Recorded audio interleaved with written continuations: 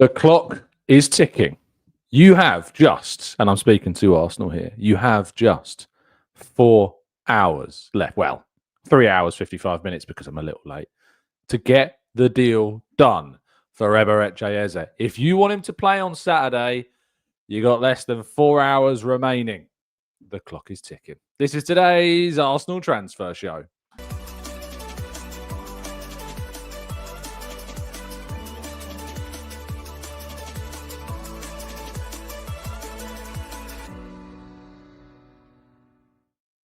Hello and welcome to the Gooner Talk, back again with you guys and girls on that episode of what is the Arsenal transfer. Let's zoom that out a little bit. Oh, what was that? Let's get that full cannon in view. Thank you. There we go. I hope you're doing good. Hope you're doing well. Welcome to the show. Thank you so much for doing so. Really appreciate you being here. I'm going to be honest. There was no way I was going to match yesterday's intro. It just wasn't going to happen. So if you were thinking that was ever going to happen, I'm sorry, but I can only disappoint. It's all kind of downhill from here. You know, it doesn't really get better than yesterday. I mean, we'd have to sign like Marco Asensio or something for things to be better. Yeah, it's not going to happen. It's not going to happen, people. So sorry. Apologies for that. Good morning for you all. Thank you for tuning in. Good morning to you all, rather. And those joining us live in the chat box. Kirill, we got Mohammed, we got Martin, we got Vivian, we got Not Too Busy, we got Stig, Fab Bakery Boy. That's not Bakery Boy. It's Fab Baker Boy. It's not Fab Bakery Boy. I don't know if there's a difference between a baker boy and a bakery boy, but who knows? Jamrock, good morning to you, to Cal, to Martin, to Aiden, to Claire, to Barry, good morning to you, to Aaron, to Addicted92, not the one. We got Stephen and D Evergoru as well in the chat box too. And plenty more of you guys and girls as well. Now, yesterday we reached 1,000 likes on the video. Then we reached 2,000 likes on the video. Then we reached 3,000 likes on the video. And we very so nearly reached 4,000. We're on 3.9 thousand views on yesterday's show, which is incredible. Thank you to you all. Yesterday's show was great. What can I say? It was a really fun experience. It was a lot of celebration. It was a lot of laughing. It was a lot of joy. It was a lot of entertainment. It was great. And of course, we want to keep this 1K like every day challenge keep on going. We need to keep that moving. I think that probably is a record, Jamie. I don't know if there's any way of checking like records on the channel, but I can't remember a time where we hit 3.9. If you want to go back and you haven't liked yesterday's show, you want to try and get it to 4,000, great, go do it. But we want to try and get to 1,000 likes, of course, on today. We try and do it every single day. So yeah, help us out. And nearly 30,000 people tuned in for yesterday's episode as well, which is also absolutely great. So thank you to everybody that has listened, that has liked, that has tuned in. You really did help us out. And thank you to all the new people that have joined the channel now. We're closing in. We've moved past 66,000 subs and we're moving on our way to 67,000. So if you want to join the crew, the TGT family, make sure you subscribe. And also, if you already are part of the TGT family, check YouTube's not mugged you off and kicked you out, because sometimes it does. I don't know why YouTube unsubscribes people, but it does. So double check that you are subbed. Get those notifications turned on, because sometimes we do surprise shows in the afternoon. We did one with Charles Watts the other day. I didn't really give you much of a heads up. So if you want to tune in live for those surprise shows, make sure you got those notifications turned on. I'm sure you can deal with a little notification at 8 o'clock in the morning that the show's going live, and then it will tell you when there's any others dropping live, hopefully as well.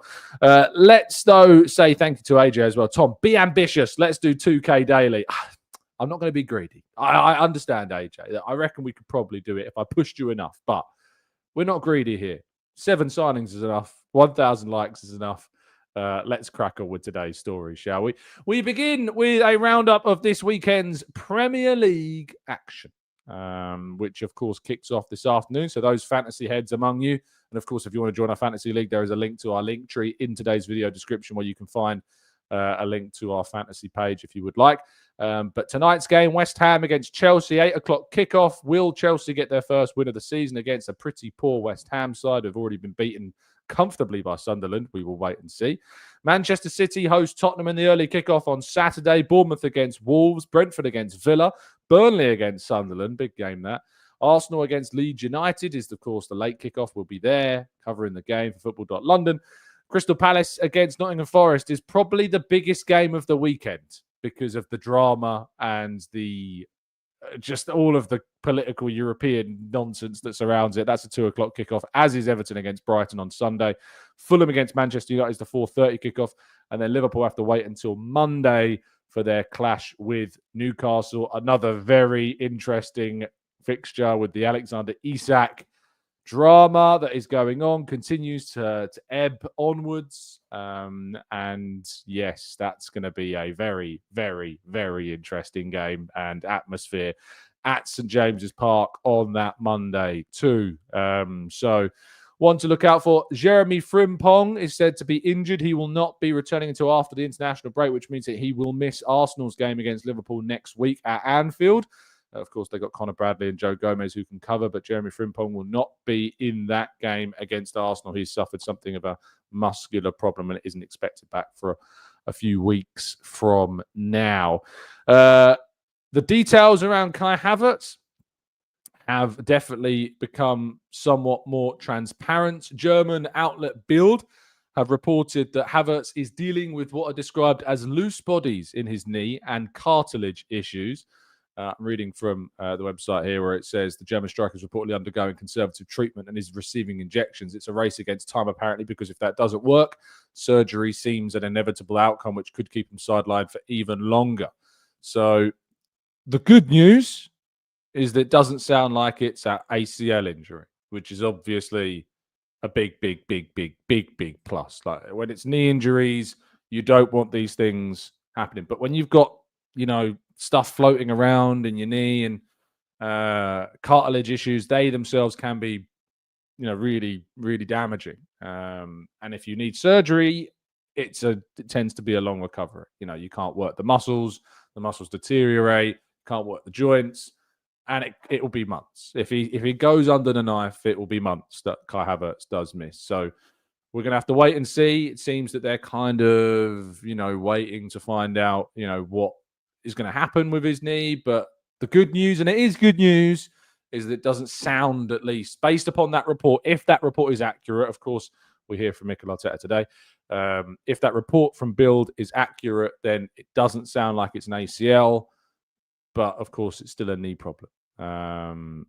So fingers crossed. Martin, to be fair, keyhole surgery can also be done for ACL because I had keyhole surgery for an ACL injury as well. So it can happen in that sense too, but it still leaves you months out with injury if indeed you do suffer it. But of course, the big story continues to be Ebere Eze, who is set to undergo his Arsenal medical today. But as I said in that intro, Arsenal are against the clock if they want him to play against Leeds on Saturday. Otherwise, he will make his debut against Liverpool next week. It would be ideal if he could play against Leeds. It would be a really good introduction. Of course, a game at home in front of the Emirates crowd. If they want him to play against Leeds, they need to get the paperwork done and sorted by midday today, which means before Mikel Arteta's press conference. So maybe we'll get some indication about whether or not that was done in time. We'll wait and see. But yes, that is the deadline for new signings ahead. It has to be the final weekday before you play your game. So we're playing tomorrow. Final weekday is today. So lunchtime deadline, 12 o'clock. That is when it is expected. It's so funny. I wrote a piece a few days ago about when that deadline was, not expecting it to even have really much relevance. It was kind of just one of those throwaway articles that have relevance if something happens, even however unlikely it is. And yet we sit here now hoping that Arsenal's biggest signing of the summer could potentially beat that deadline. It shows you how quickly Arsenal moved to get that deal done, because when that piece was written, there was really no indication at that point that we were going to be changing any players in the team. But yes, that's certainly what Arsenal are up against right now. Worst case scenario, he doesn't make that deadline. He plays against Liverpool in his first game for Arsenal. Could be exciting to see. Gives him opportunities to train. Obviously, I don't think he would have trained. Maybe he gets, if he does get signed and can get in the door, maybe he can have some training. Of course, he's fit. He's available. He's been playing for Palace at the start of this season. He played last weekend against Chelsea. That was his last game for Palace. He didn't play last night in their Europa Conference League game. Clearly, all parties felt it was unwise with a 68 million, 67.5 million pound transfer, of course, in the wings. It was unwise, even though there was claims that he said that he was supposedly ill. Is he ill? I guess that's what we're told. It must be true. Yeah, he's ill. Whenever a player's ill, like it does actually happen. Like last week, Zubimendi was genuinely very ill last week before the game against Man United, but he really fought to get back and played the whole game against Manchester United, and Zubimendi was actually ill.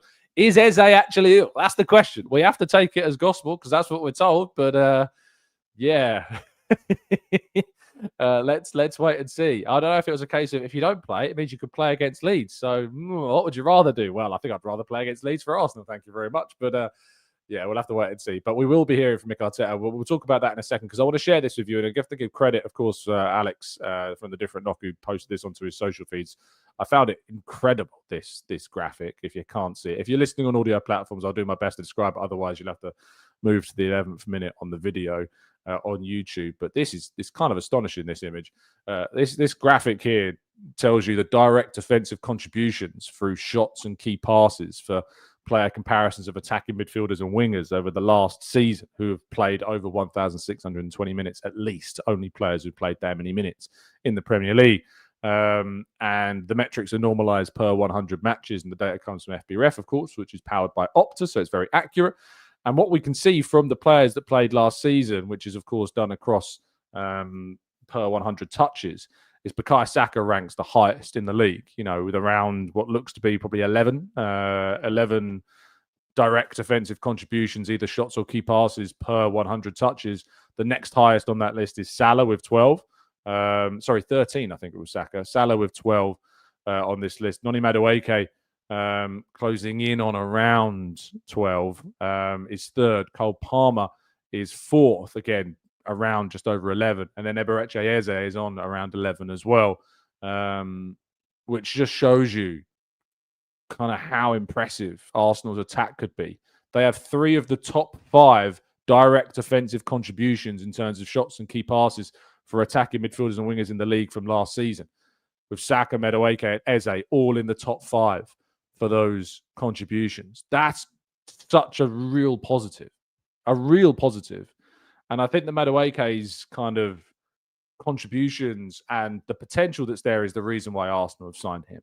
They see the potential there. They see the foundation for him to explode, to reach new levels, And I think with Arsenal under Arteta, he can do that. Adding Eze as well, the next highest Arsenal player on this list is on the bottom. Now, the bottom of the top, 1, 2, 3, 4, 5, 6, 7, 8, 9, 10, 20, the top 20 players here. Leandro Trossard is the 20th player on this list. And Martinelli as well is there too. He's 15th on this list with just under 10. Trossard around-ish, 9-ish. But you've got Eze with comfortably over 11, Salah with comfortably over 12, maybe even 13, and you've got Madueke with around 12 as well. So that's a significant improvement, in what Arsenal is producing with the players that they've signed. 2 of the top 5 Premier League contributors for shots and key passes have signed for Arsenal this summer. Very, very positive news. But as I mentioned, Mikel Arteta's press conference is this afternoon. It'll be tackling questions from myself and others in the media ahead of the game against Leeds this weekend. You can imagine there'll be updates around the injuries. Kai Havertz, Ben White, of course, as well, who missed training this week. Christian Norgard has also been missing. He had a small tweak, Arteta told me, after the United game. So let's wait and see if indeed that is resolved and if it's looking good. And of course, we'll get an update more specifically on Ben White as well and on what's wrong with him. So certainly lots to come. If he answers questions on Eze, I imagine it'll be because it has to be announced this morning, but that's going to be hard to get the medical done and everything announced before 12 o'clock and before the press conference because it's early in the afternoon as well. So it may be that Arteta refuses to talk about a player who is not yet theirs because it's not yet done. But if it's been registered by 12, maybe he will talk about him. But my instinct would probably be no, he won't talk about him. But let's wait and see. Maybe it's that questions are asked cunningly around the player rather than about Tim directly. But we'll wait and see to hear what Mikel Arteta has to say. But it's exciting.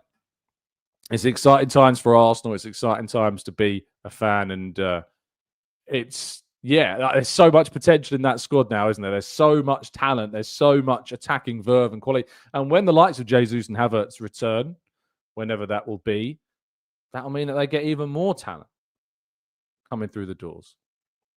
But it's important that we look after ourselves as well and that we add talent around us that can protect us, that could help us, that could defend us from those that try to steal our data. You don't want to be in a position like we talked about yesterday. It's really important. You don't want to be a Tottenham. You don't want somebody coming in at the last minute when you think everything's safe and secure and bound and just grabbing that data that you've been so frivolous and careless with. Well, of course, there's only one solution to that. And you know what that solution is. That solution is NordVPN, which, of course, continues to be a fantastic partner and sponsor of the channel. If you're not yet involved with NordVPN as your chosen VPN, then what are you doing? Quite frankly, you have undersold yourself because you need to get the number one on the market. Perhaps you're going abroad and you're thinking, I'm going to miss that. I can't watch that. Show's not available where I'm going. I can't watch it. Worry not. You can watch it if you use a VPN. And there is only one VPN that you should be using for that type of service, and that is Nord.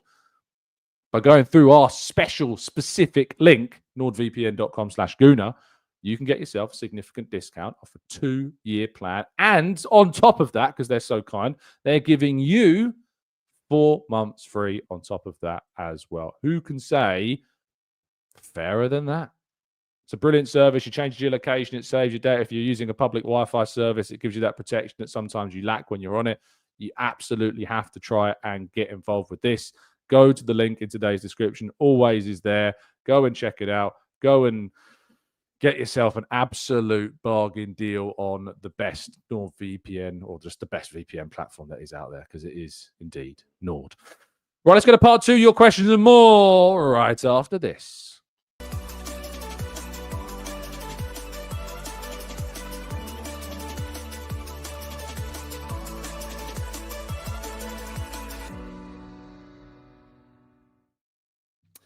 Right, let's jump into the chat box and tackle some of your questions and more. Of course, with lots to discuss today. A game, of course, tomorrow. We'll be talking about that in more detail with our preview integrated into the 8 a.m. show ahead of the game against Leeds tomorrow. So make sure you're listening at 8 a.m. UK time on Saturday to hear all of the latest regarding that. And, of course, we'll be breaking down that press conference that Mikel Arteta is undertaking this afternoon.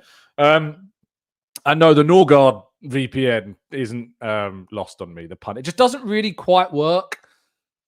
It doesn't quite work. I'm sure I'll definitely use it at some point, but it just doesn't quite work, to be fair. But maybe we'll see that segued in at some point if it's relevant at all. Paul, the link should be in the description. Maybe refresh. It might pop up if you refresh, but it is at the top of the description. If you refresh, just give it a refresh and it should be there. Right, let's go to Mr. 142, who says Eze better be at the training ground now doing his medical. I wanted to see him against Leeds. Well, I think he'll be there whatever happens. It just depends if he's in a playing capacity or a watching capacity. Sid says, Tom, people say Eze is not a natural winger, but would you call Saka a natural winger? Yes. Sorry to burst your bubble, Sid. Yes, I would call Saka a natural winger. I wouldn't call Eze a natural winger, but I think he's a player that definitely could produce so much on Arsenal's left-hand side. And he would be my starting left-sided player. And maybe he proves to be more natural at that position than we even could imagine as well. Ian says, how futile is this exercise of grading of incoming transfers before the end of the season? It is very important how players play on the field and the manager's tactics. I know what you mean. It is like people giving the window scores like I have, before we've really seen anything from those players is always very, very, very, very difficult. So I get the futile accusation around those ratings. Malarkey, thank you so much for your very kind donation. Really appreciate it. Tom, you nearly reached 4,000 likes yesterday. Can you tell people, go back and like yesterday's broadcast, get it to 4K likes on the video? Well, we did at the start of the show, Malarkey. I'm telling you again, please go back, like yesterday's video. If you haven't done so already, please, please, please, please, please do that. And like today's as well, of course, we're trying to reach 1,000 every single day on the channel, and we need your help to be able to do that. And the real L, who dropped also with a super chat, says, up with a sick cat recovering from surgery here in the States. He says, good morning, though, Tom. Thank you for doing what you do. Well, thank you. And I wish your little feline friend all of the well wishes in the world and hope they recover. I know the pain of, dealing with loved ones, and certainly pets are incorporated in that, going through, those types of things. So my thoughts are with you, and hope they're okay through their recovery. Swanik says, Tom, why doesn't the club issue statements about players' injuries when it inevitably comes out in the foreign publications? Why don't they control? Well, they do. They do release statements. We've seen statements released about Gabriel. We've seen statements released about Havertz when he suffered his. So when they have the details, they do. The reality is right now is that they haven't got the full story. They're still waiting for the scans to come back. They're still waiting for the results to come back around that. So until they get the information, they can't really release a statement. Otherwise, it'd be a bit premature. So until that point, of course, there's going to be some speculation around that. Kareem says, why do you think Arteta has never really experimented with Martinelli up front? It feels like he would be more dangerous up there and, perhaps more threatening. I guess because he's always kind of had Havertz and Jesus and others, Aubameyang, Lacazette. So he's never felt the need to use him. But I know a lot of people feel that he should be in that position. So, yeah, I agree with you. I think there's something there, but I don't think it's something that we will see. People thinking that Saka isn't a natural winger. I absolutely think Saka is a natural winger, 100%. Very, very natural in the way he plays that wide role. Moves into the touchline role, can cut inside and strike a shot with his left foot. Now burst to the touchline, right-footed cross or cut back. Plays that position very naturally for me. Boss says, why does it have to be before 12 to be able to play? That's just the deadline. It's the Premier League deadline for you to register new players before the next game is 12 o'clock on the last weekday before you play. So for Chelsea, who play tonight, their deadline was yesterday, 12 o'clock. Our deadline is today because we play tomorrow on Saturday. So, yeah, that's just the rules. It's just the rules. The Taylor in Talk magazine says, did we design the away kit to look a bit like Crystal Palace to make him feel at home? This was always on the cards. Welcome, Eze. It's very nice. I wouldn't necessarily say it's all kind of, Crystal Palace. It's not that type of blue. It's not that type of kind of color combination, but I see where you're coming from. It is a very nice kit. It's a nice kit. What can I say? And when you got Gyökeres in the back of it, it's even better. Roy says, Tom, I feel freely to admit that I am greedy. Eze's here. Who's next? I am joking, though. I'm very happy with our purchases. I think if Arsenal ended the window now with a few players sold, we've had an excellent window so far. Wandithia says, thoughts on changes for Leeds? Miles Lewis-Skelly for Calafiori to dominate the midfield, neither Leo and Noni for Martinelli. Any inclination about if Leo is still ahead of Noni in the pecking order? I guess we'll see, won't we? I mean, he came off the bench first instead of Trossard against Man United. I'd like to see Calafiori continue for now. I think he needs to build up that fitness. We can bring Miles Lewis-Skelly on in the second half. I think there's an argument that against a side like Leeds who have just come up, we don't really know too much about them. It's the start of the season. You probably want to keep things consistent. When those Premier League games intertwine with the Cups and the Champions League, that's when we're going to start to see more rotation. But I don't think we need to see loads. But I would agree with you about starting Noni on the left, unless Eze is fit. Start him. Bring him straight in, I say. That's what I want to see. Boys, seems like Arteta is continuing to develop as a coach. Are we going to be more positive in our play this season? Signing certainly seems to suggest this. I can't wait. I think that we will see more from Arsenal this season. A difference in the way that we play this season. Absolutely. Ash says, hey, Tom, love the content. Do you really think with our bloated squad and the fact that Eze hasn't trained with us yet that he can get onto the bench? Who do we leave out? It's such a headache. I think that he can. I think the fact that he's played this season, that he's fit, he's match fit, he's ready to go, means that if he was registered in time and maybe took part in a little session, maybe today, this afternoon, there is a chance that he could join the squad. But we have quite a big squad at the moment. You're right. And maybe that will stop him, but he'll definitely be there tomorrow. 100%.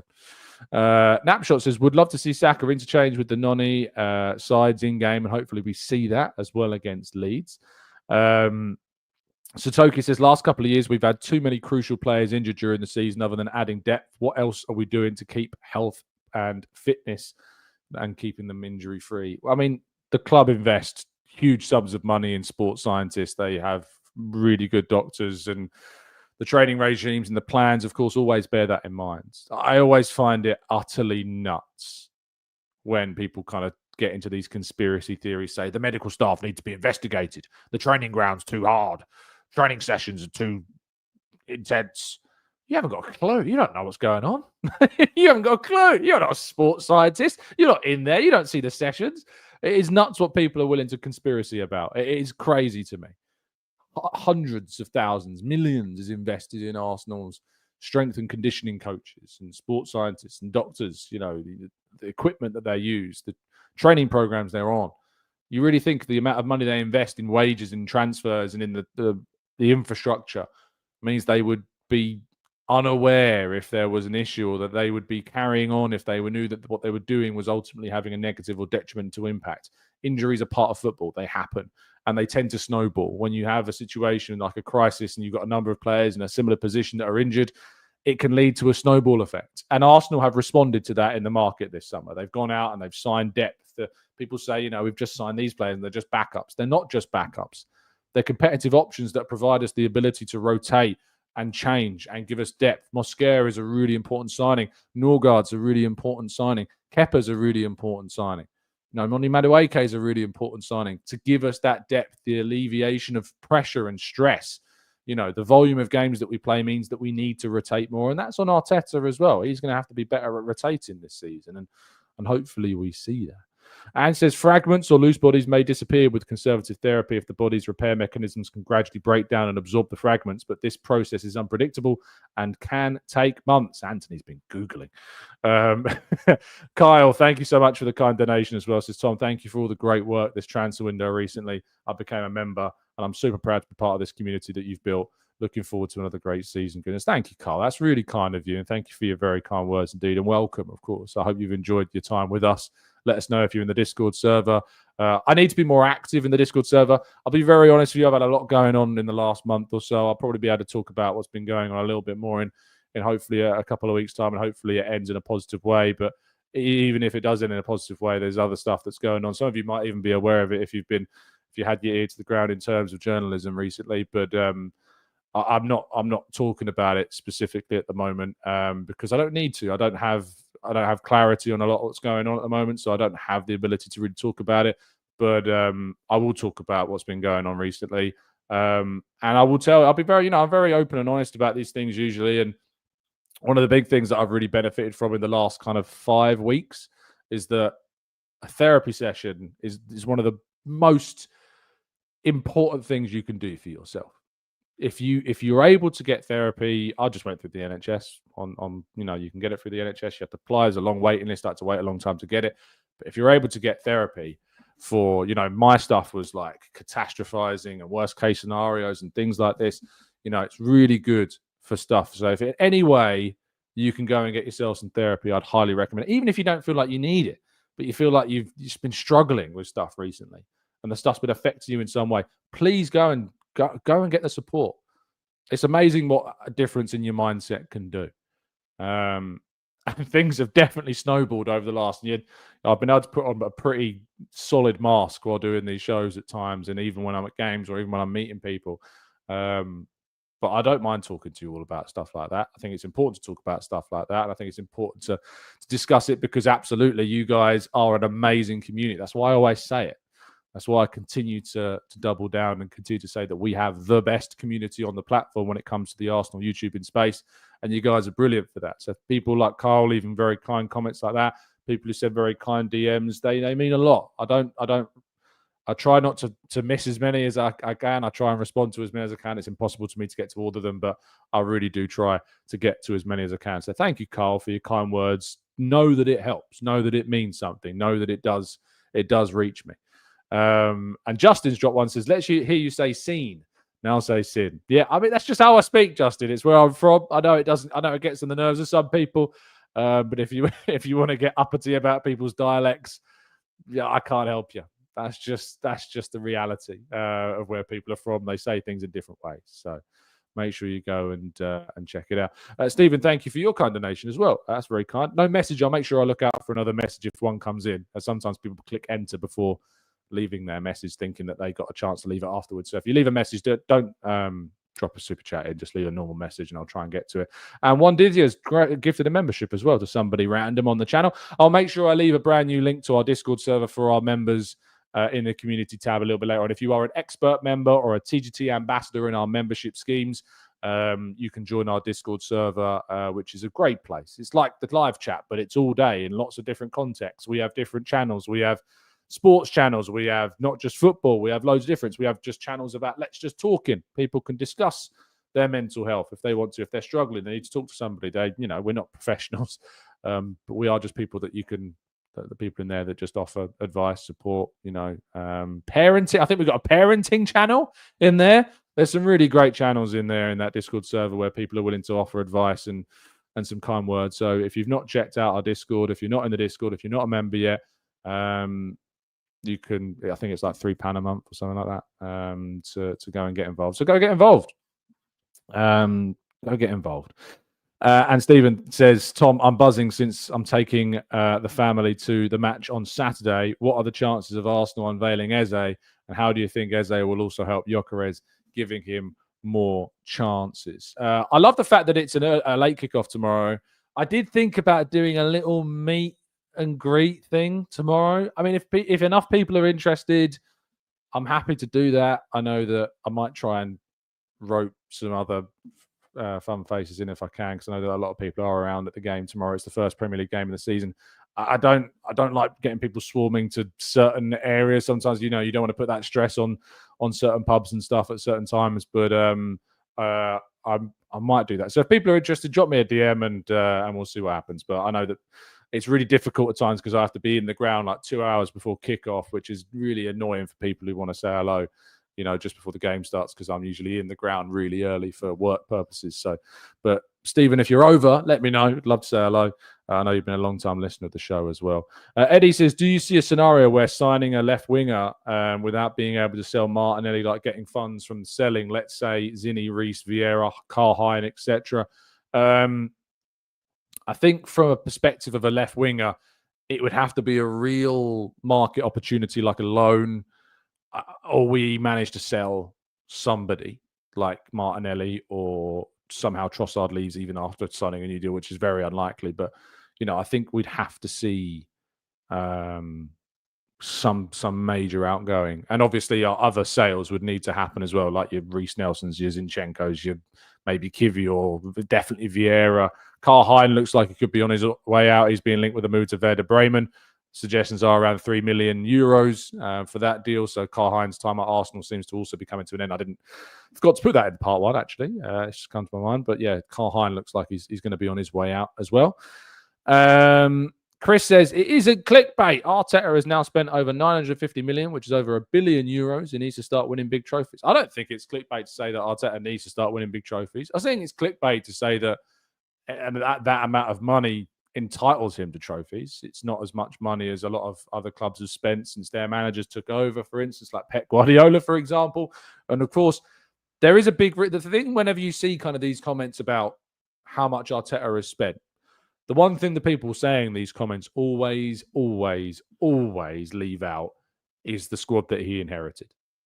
Because the squad that he inherited, compared to the squad that Klopp inherited, compared to the squad that Pep Guardiola inherited, compared to the squads that loads of other Premier League managers at the top end of the league have inherited, I'm sorry, but the Arsenal squad at that point was just not in a state of competitivity. And somehow he still managed to win an FA Cup. And some people denigrate that achievement by saying, oh, he won that team with Emery's team. He won that by transforming the structure of that squad, the unity of that group, and having a serious impact on their competitivity and a viability to win. One of the biggest things and themes, one of the biggest themes of Arteta's tenure at Arsenal has been how we battle against the big teams. Before Arteta arrived, our record against the big six was awful. And when we got to a semi-final against Manchester City, we could beat them. And when we got to a final against Chelsea, we could beat them. Our record in these games has improved so greatly under Arteta's tenure that we have got a manager that knows how to get the results against those sides. What we need now and what we've needed is the quality and the depth to compete across a full season. And the squad that he had when he achieved that FA Cup was not good enough to do that. Didn't have the personnel to be able to achieve that. It had a few, and he kept hold of Saka, kept hold of Martinelli, kept hold of Saliba, of course, who he gradually integrated and has helped to turn into one of the best centre-halves in the world. And the squad that we have built has seen Arsenal not in the Europa League, not competing for top four. The squad that we have built is in a position whereby it's now so regularly competing. And people like Devase who want to believe that Klopp's squad was worse than ours, just remind me who the manager was before Klopp came in, Devase. And remind me if that manager competed for a title. Oh, wait, he did. Came second in the Premier League, behind Manchester City. Brendan Rodgers taking that team to title challenges. That team that Klopp inherited that only recently just competed for a title. Arsenal hadn't competed for a title for 15 years. So let's not pretend, Devase, that Liverpool squad that had the likes of Coutinho, etc. in it, were better than the squad that Arteta got. I'm sorry, but you're putting the wool over your eyes if you think that's true. Wazza says, went from conceding 20 shots versus a Watford side that would get relegated to having the best defence in the league 2 years straight and one of the best in the world now. You're absolutely spot on. Not to be says Arsenal have to be competitive in the conversation to reach the very top of every major competition. Spurs won a trophy but finished one spot above relegation, having lost 22 games. I prefer many wins. Morgie says most of the guest teams for Leeds seem to exclude Miles Lewis-Skelly. Does this reflect Mikel's thinking that Calafiori is the number one? I think that Calafiori is a great player, and when he's fit and consistently in the team, we will see why we invested what we invested in him. It's not a slight on Miles Lewis-Skelly. He's still only 18, and technically he's playing a role that isn't where people thought he would play. So we've got two great options in Lewis-Skelly and Calafiori. Lewis-Skelly is 18. I think people forget how young he is. He still needs to get minutes, and he will get minutes, and he will play. But at the end of the day, we've got a 22, 23-year-old Calafiori we've invested a lot of money in to be that left back. We've still got to use it. We've still got, oh my goodness gracious, Stephen, you are a madman. Stephen has gifted 50 memberships out of the channel. That is an absolutely ridiculous piece of generosity. Thank you, Stephen, for your very kind generosity on today's show. That's mental. That's mental. Now, I personally, I think that anyone who gifts one membership is an absolute legend, and it doesn't denigrate that at all. But wow, Stephen, let us know if you're one of the lucky people that got a membership off the back of Stephen's generosity. That'd be great. Paul says, can you wish Jayla, my daughter, and James, her husband, best wishes? We heard the Eze news in their post-wedding party, and the crowd went wild. Yes, congratulations to Jaylen and James, of course, on their matrimony. And what a day to celebrate the news. Absolutely brilliant. What a wedding present that is. And Raj says, well done for speaking up. Thank you, Raj. It's very kind of you indeed. And Kirill says, guys, please talk about mental health. It's not a shame as a guy to talk about it. People who don't talk about it are more likely, of course, to take their own lives. And I think that's a really important point, Kirill, as well. The biggest killer of young men, of course, in the world, unfortunately, is people taking their own lives. So, be safe. Talk about your needs. Talk about your mental health. It's really important. But yeah, Stephen, thank you so much for the kind donation and the memberships across. I can see the chat box is loving that this morning. So thank you, Stephen, for getting everybody involved in the memberships. Lovely stuff. A lot of new members on the channel. Jay says, a lot of our supporters have either selective or very bad memories. Some of them do. Some of them just don't like Arteta, and it affects, obviously, how they view things. Like, we saw that comment saying that Klopp had a worse squad than Arteta did when he came in. Arteta inherited a back line that included Mustafi and Socrates, Callum. I mean, what was that first 11? Isn't it quite famous? Arsenal. No, it was Bournemouth, wasn't it? Bournemouth. We can do this live. Bournemouth versus Arsenal 2019. 26th of December. Arsenal's lineup. Ramsdale. Sorry, no, he's on the opposite team. Leno, Maitland-Niles at right back. Socrates and David Luiz. Bukayo Saka at left back. Lucas Torreira and Xhaka in defensive midfield. Nelson, Ozil, Aubameyang, Lacazette. Coming off the bench was Pepe, Mustafi, and Joe Willock. We had Emi Martinez, Konstantinos Mavropanos, Guendouzi, and a very young Emile Smith-Rowe on the bench. That team, of course, that was currently, when Arteta took over, in the bottom half of the Premier League. Kind of crazy, isn't it? Kind of crazy that was Arsenal's team back then, and how far we've come, and what we've changed since that point. Jurgen Klopp took over Liverpool in 2015, of course, different time of football, 4 years prior, so 4.5 years prior to Arteta taking over. Can we see the records? Liverpool 2015 August. Liverpool 1-0 Bournemouth. Is that his first game?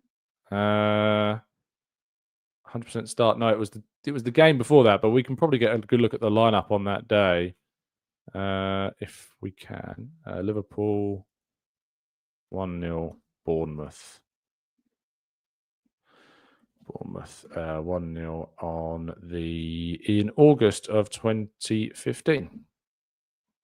And the lineup for Liverpool that day was Nathaniel Klein, Martin Skrtel, Dejan Lovren, Joe Gomez, the back four, James Milner and Jordan Henderson in midfield, Philippe Coutinho, Adam Lallana, Jordan Ibe played left wing, amazingly so, Christian Benteke out front, and coming off the bench was Roberto Firmino, of course, who was still there, Emre Can, brilliant German midfielder, and Kolo Touré was still playing back then, goodness me, 10 years ago, Kolo Touré still playing, Divock Origi, Danny Ings, Adam Bogdan was the backup goalkeeper that day.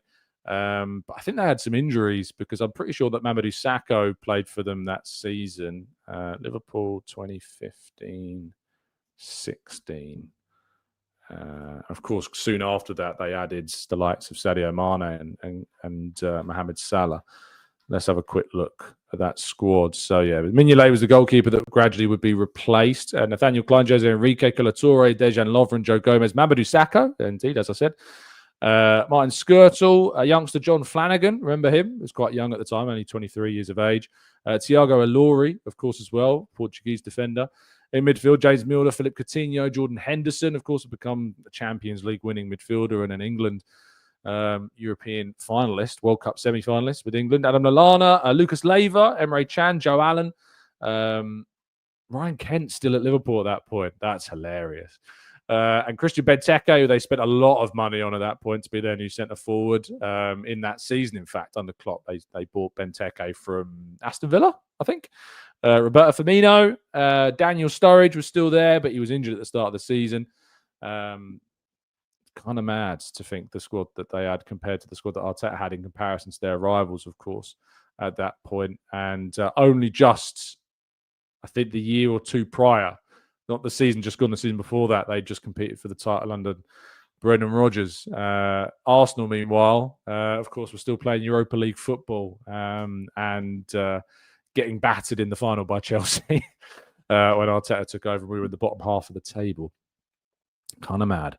One day says Guendouzi could get some minutes on our team. In my opinion, it definitely wouldn't start. If Declan Rice played like he did against United, Xhaka would definitely start. That was a horrible... I wouldn't say it's horrible. I thought Declan Rice was fine. I wouldn't say it was one of his best performances, but I didn't think it was terrible by any stretch of the imagination.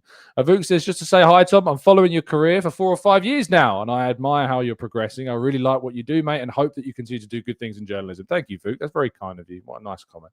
Alex says, not better than Arteta's first squad, no matter how you spin it. I'm sorry, mate. I think maybe it's our younger listeners. I don't know. Maybe they don't remember how good that Liverpool team was that had just competed for the title under Brendan Rodgers when Jurgen Klopp came in, and Arsenal were nowhere near doing that with the squad that they have.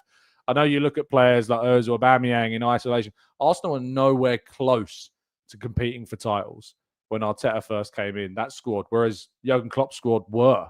They just had competed for the titles alongside Manchester City. So I'm sorry. Any way you paint it up, mate, Look at the results of the team before you think about it that way. King says, it's a shame that I've already bought my shirt. Eze 10 and the home kit I think would look amazing. Yeah, my third kit is still on the way. It's still on the way. So hopefully it arrives soon. Fingers crossed that it does. Fingers crossed that it does. Seth says, any update on Norgard's fitness? Hopefully we get one today, mate. Let's wait and see. Sissoko says that Liverpool team was good. This is what I mean. I don't really understand. I guess it fits narrative to say it wasn't good, because to say Arteta's squad was better than what Klopp had, it's... and also, look at what Arteta was dealing with from a recruitment standpoint in his first couple of seasons. We still went out and signed Gabriel and Partey, of course, which improved things. But Jurgen Klopp, with, of course, the executives at his level, was getting Sadio Mane and Alisson and Van Dijk and Salah through the door. It would have been great if we'd have got signings like that. But unfortunately, Arteta was delivered Willian in his first summer, which, as a head coach rather than manager, that's what he got to deal with. Whereas Klopp got Mane, Arteta was given Willian. And so instead of using Willian, instead he moulded Bukayo Saka into the player that, of course, we find ourselves using today. Yeah, Cedric Suarez and Pablo Mari were the two signings that he got in his first window as head coach. And also you get like these misconceptions that Arteta wanted Willian. It was a case of Willian or no one. That was the offer.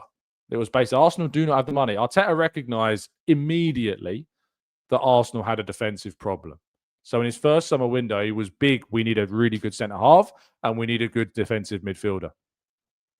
And Arsenal went out and got Gabriel, and they went out and got Partey. And that solved a lot of the problems that we'd had. Arteta was the first manager really to come in. Even Arsene Wenger at the end of his tenure wasn't doing this. Unai Emery didn't do it. We ended up signing Torreira, which turned out to be a bit of a disaster, even though it looked good at the start. Arteta was the manager that recognised that it wasn't the £70 million forward that we needed, because we already had Lacazette and Aubameyang. We already had talent coming through in terms of Saka. Arteta was the manager that finally, after however many years, since Vieira left, since Gilberto Silva left, we went out and got Partey. For the first time in ages, we brought in a competent, probably since Koscielny and Per Mertesacker, we brought in a competent centre-half in Gabriel. That was such a long time coming, signing that player. And he really pushed for that. But after we had prioritised those two positions in particular, if you remember Houssem Aouar as well, another midfielder, was another player that they were looking at. But in the end, Arteta really pushed for the defensive midfielder. So eventually that's who we got. But the forward, it was basically, we couldn't sign anyone. I remember having a conversation with a friend of mine during that summer of 2020 saying, we haven't got the money to sign the forward. He's been offered Willian. It's a case of Willian or nothing. And so he picked Willian. And he said, I'd rather take the player, get the depth, than not have anybody. And that's why we were able to sign him on a free transfer. But they knew that they weren't going to have the funds to bring in a forward, because they wanted to spend big money on the midfield and the defence, which they ended up doing, which Arsenal had to do for like 10 years prior to that and had failed to do so often, time after time after time. We kept spending money on players that ultimately just didn't improve us. The money that was spent on Nicolas Pepe, it was just such a waste of money that we didn't need to spend £72 million on Pepe. We needed to spend that Pepe money or the Zaha money that a lot of people would have rather have seen Zaha come in. We should have spent that money on a midfielder and a defender. We might have won the Europa League if we'd have done that, but we didn't. We spent the money on forwards when we already had Aubameyang. We already had Lacazette. We had Saka coming through. We had Smith Rowe coming through. We should have recognised where the real problems were at Arsenal during the 2010s. And the 2010s was fraught with utter defensive immaturity and so many errors. And we never, ever, ever properly addressed it. We never properly addressed it until Arteta came in. And then the push came. Sign the midfielder. Sign the defenders. Sort out the defence. Get in a depth. Get in Ben White. Bring through Saliba. I know Saliba was signed before Arteta, but it was Arteta that integrated Saliba and helped turn him into the player that we find ourselves with today. He's the guy that coached Gabriel into becoming a pretender at Lille, who had a lot of talent, on the periphery of the Brazilian squad. Napoli wanted him. Man United wanted him. Arteta wanted him. We got him. And Arteta turned Gabriel into one of the best defenders in the world as he stands right now. On top of that, of course, we already had Kieran Tierney, and we integrated Kieran Tierney into the squad. I think we got more out of Kieran Tierney at the start of Arteta's tenure, but injuries, of course, took hold, and that was absolutely gutting. We didn't really have much of a choice. So Kolasinac was still playing quite a bit until we could move him on. But then Ben White comes in. Then, of course, Arsenal go out and bring in depth. Bring in depth in midfield, bring in depth in other positions. And how Arsenal built that squad. And this is why I don't like the Edu slander too much. Edu had his drawbacks. Edu wasn't perfect. But my issue with the whole Andrea Berta thing, you can absolutely praise Andrea Berta to the high heavens about what Andrea Berta has done in this summer. But don't suddenly take Edu's tenure and say it was awful and say he was a bad sporting director or a bad technical director. He wasn't bad. He wasn't world class, even despite winning, of course, the sporting director award, I think in 2023. He won that award for the work in building a squad at Arsenal that would compete for the title. If you've got issues with Edu and you've got issues with Arteta, then your argument's flawed. If you don't like either one of those two, then you've contradicted yourself, because you can't. Either you think Edu had great signings and Arteta didn't, was gifted those players and he took them to title races, and the reason why Arteta got to where he is because we signed the players that we got under Edu, or Edu didn't do enough, and I personally lean more towards that side of the argument. Edu had to back Arteta more. The club had to back Arteta more and didn't. We could have done better signings. We made some mistakes in the market. We did some really good things in the market as well. But with that squad that should not have been competing for a title in 22-23 was still nowhere near, I think, a team that would break the record that's set by the Invincibles in 03-04 in terms of wins and goals in the Premier League. Arteta took that squad and beat that record as well in a tougher Premier League setting, in my opinion, as well. You can't have both. You can't be annoyed at the deals that Edu did and also be critical of Arteta as manager and say that he's underachieved. Because either Arteta has taken a squad that you don't think is good enough to 3 consecutive title challenges, or Edu has not seen his work fulfilled in its entirety necessarily, but it was his players that took Arsenal to those 3 successive title races. In my opinion, it's a bit of both. I think Arteta has punched above his weight with the squad that he had available to him.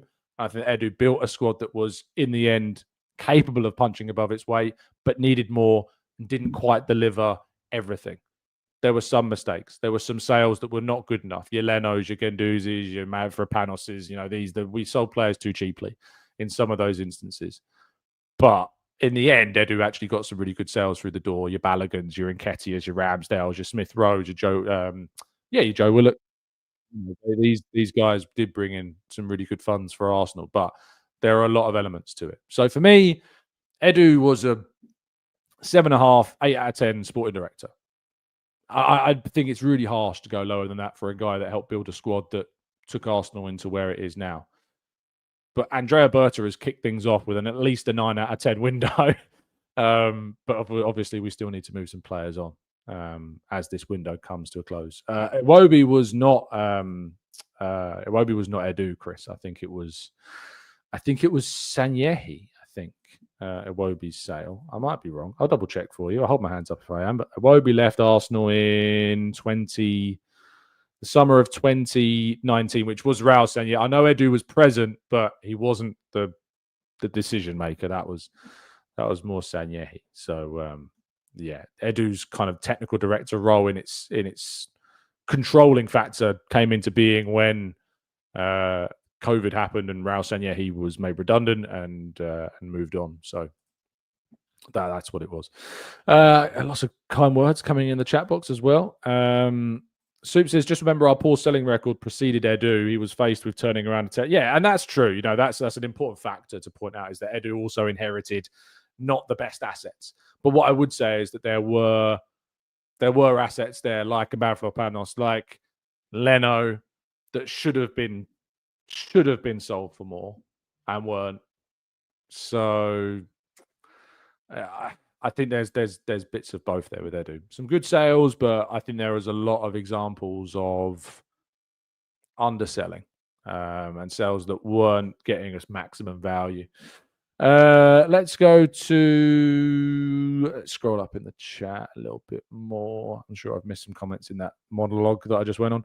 Copper says, I'm a fan of Arteta. I back him, but I still think it's fair to call out when he gets it wrong. He pushed for Willian and got it wrong. It happens. Again, I don't know where you got that from. I've just explained to you the story, and I can't do any more than that. I can't do any more than explain the story. You're wrong about that, but I'm not going to explain it again. Rewind if you like. I did explain the whole Willian story. Ken says, Tidge is such a great start to the day every morning. Thanks for doing what you do, Tom. Thank you, mate.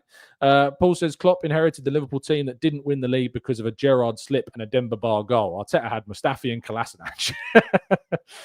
Very true. Eddie says, why did we send Saliba to Marseille when our defence was so bad? Because he still had to refine. It was still that loan. That loan to Marseille was so incredibly critical in Saliba's development as a player. That year with Marseille turned, and we of course signed Ben White in that same summer, it's worth pointing out. So it was coming into play in the team. So you've just spent £50 million on a then centre-half who was going to play centre-half that season because we already had a right-back. And when you've done that, you've got the decision. You can either, with an 18, 19-year-old Saliba, well, I think he would have been 19, 20, I think at that point, bring him into the Premier League, still with some rarities. And if you watched his season at Marseille, you will have seen the rough edges still around his game.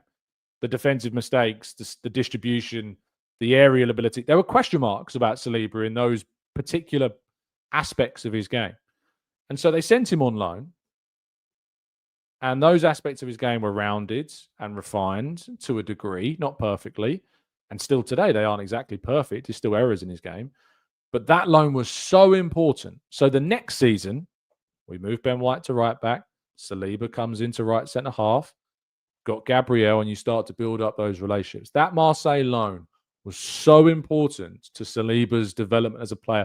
As a young player, as like 20 and under, centre half is the most difficult position to come through at. Probably alongside goalkeeper. Those two positions in particular. Like forwards and midfielders, you can get sub-appearances, you can come off the bench, you can get minutes here and there. And that's why I wouldn't loan out Nwaneri, because I think Nwaneri is primed to still get plenty of minutes this season. Last season, he made 37 appearances, Nwaneri. He's going to get minutes this season. I'd like to see him get at least 2,000 minutes across all competitions. And I think that's definitely capable, even with Eze coming in. And I think with Havertz's injury as well, really capable of seeing Nwaneri get over 2,000 minutes for Arsenal this season. He's only 18. People forget how young he still is. Turns 19 in March. Like, it's a long way away from that point. So Saliba and centre halves. Marley Salmon is another one. You know, a young 15-year-old. It's difficult to see him getting minutes. You know, if you're looking at defenders, they're the types that you want to send on loan. They're the ones you want to get playing senior football away from the club. So Saliba, the loan was critical to his development for a player in a position that ultimately needs that type of movement.